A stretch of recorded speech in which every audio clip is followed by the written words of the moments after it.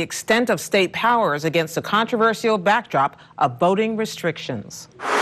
Arizona's Proposition 200 requires state residents to provide either a driver's license, passport, birth certificate, or physical proof of citizenship before they can vote. But an existing federal law requires only a sworn statement of citizenship on a voter registration form.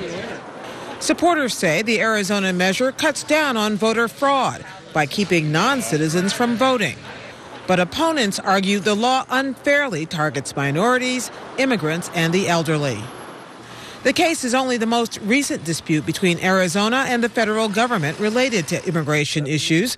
Over the summer, the Supreme Court upheld part of a tough state law that allows police to check for immigration papers. Other states, including Alabama, Georgia, Kansas, and Tennessee, have similar laws on the books, and a number of other states are also considering comparable measures. The Obama administration supports the challenge to the Arizona law, and today's arguments come on the heels of another case that could roll back a key portion of the Voting Rights Act of 1965. For more on today's arguments, we turn as always to Marcia Coyle of the National Law Journal. She was in the courtroom this morning and is back with us again tonight. Okay. So the outcome, Marcia, of this could actually tip the federal-state balance on who gets to govern how we vote. That's true, Gwen, because the question really before the justices is where do you draw the line between who has the authority to regulate elections? The election clause of the Constitution actually gives authority to both. But where is the line when one crosses or goes too far than the other does? So that's the issue before the court, and it wasn't clear today that it's going to be an easy line to find. The reason why this Arizona law exists is because Arizona officials say there is a problem involving illegal or undocumented immigrants registering to vote fraudulently.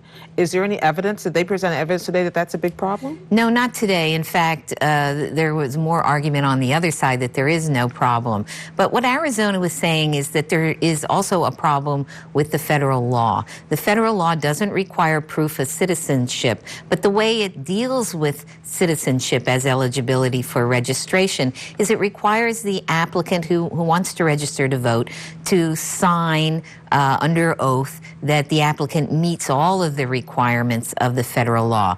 Arizona's Attorney General Thomas Horn today told the court that that was an honor roll system that doesn't do the job. And he claims and argues that what Arizona's trying to do here is provide additional information that doesn't conflict with the federal law's purpose or objective, which, as you know, was to streamline and make uniform voter registration across the nation and basically make it easier to register to vote. This sworn statement, this I pledge that I am a citizen, is only on federal mail-in forms. It's not any other way that you register to vote. So there's some inconsistency.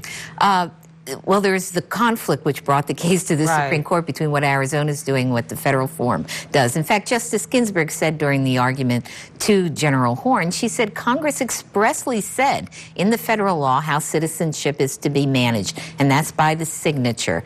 The Deputy Solicitor General of the United States, who also argued today supporting the challenger, said signature attesting to, that you meet requirements is something that's common on many forms, and you can be prosecuted for perjury if you lie. So there is enforcement capability here. Did the justices seem to be interested in debating among themselves the degree to which this is really about who gets to say, whether it's the federal government that trumps state law or the state law which has the right to make its own state by state, if the shoe fits, adjustments? They were, that was always in the backdrop of the arguments. They were very interested in how both requirements work.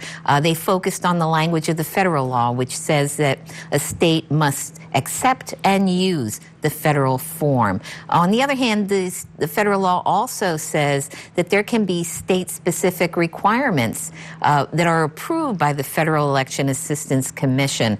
Arizona's special requirement here was not approved by the commission, and a federal appellate court agreed with the commission that it conflicted with federal law. And that's what we call running afoul the result of that is that federal law rules, the state law is preempted.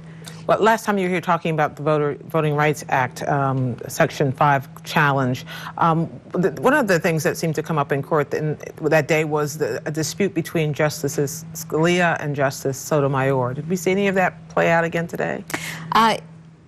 There is Justice Scalia has a long-running disdain for legislative history.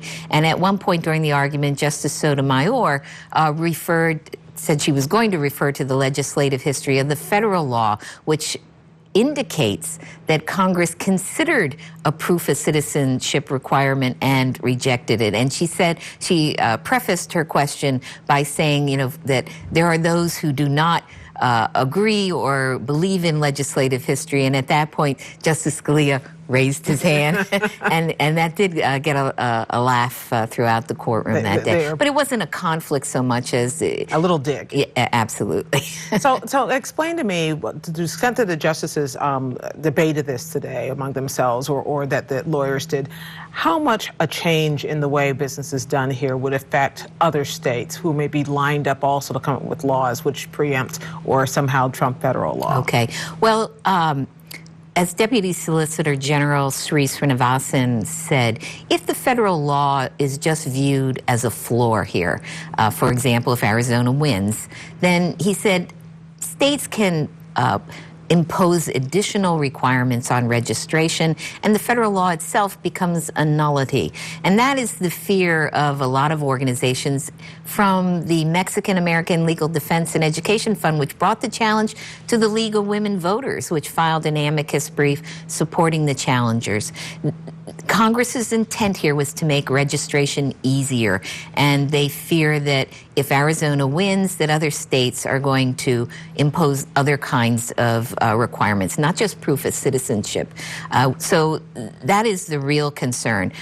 If Arizona loses, there is no change. On the other hand, the final word may rest with Congress. Whatever the Supreme Court does, Congress could go and amend the National Voter Registration Act. It still sounds like it could be a consequential ruling when we see it. Oh, it's definitely a very important case, and it's playing out against this backdrop, as you mentioned, of concerns about problems with voting and vote suppression.